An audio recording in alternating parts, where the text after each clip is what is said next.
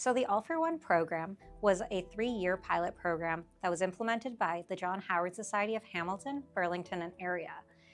This program was funded by the Department of Justice Canada, and we also received some funding to do an evaluation. So during those 3 years, we evaluated the program to measure its impact and share the findings with the community on how we can better support youth with FASD in the justice system. So over the 3 years, we worked with 25 youth and their caregivers. And during that time, we had a youth worker who was assigned to the program and also a caregiver worker who was assigned to the program. Both of them were doing intensive case management with both the youth and the family caregivers.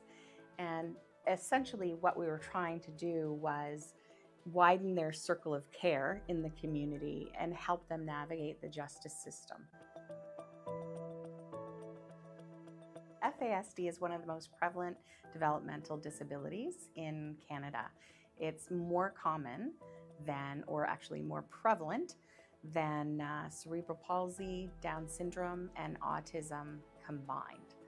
And we know that 60% of youth who were diagnosed with FASD will end up in the justice system or engaging with the justice system at some point. So it's important to have targeted programming for youth with FASD because we want to limit their involvement in the justice system. And that also helps us to provide extra supports and assistance to individuals in the justice system, informing them of how to care for youth who have FASD in the justice system more effectively. Well, running the program really reaffirmed our belief that when you're working with FASD youth and their caregivers, there's no cookie-cutter approach to programming. It really needs to be individualized to the strengths and the needs of the family and the youth that you're working with.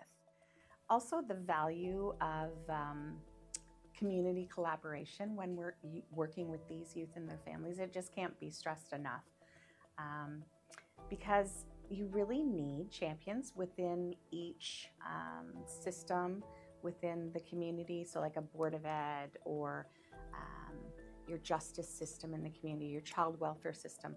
Having those FASD champions embedded in those organizations is critical because it helps pave the way for those families and those children, because there's someone within that system who really understands their needs and can advocate for them within that system. That's what we heard a great deal from the caregivers who were involved in the program, was just their feelings that they felt that their kids were often misunderstood, and that if they had more training and more people embedded in these services with that sort of knowledge, the outcomes for their young person would be much more promising. So if you'd like to learn more, you can check out our full report online or our infographic.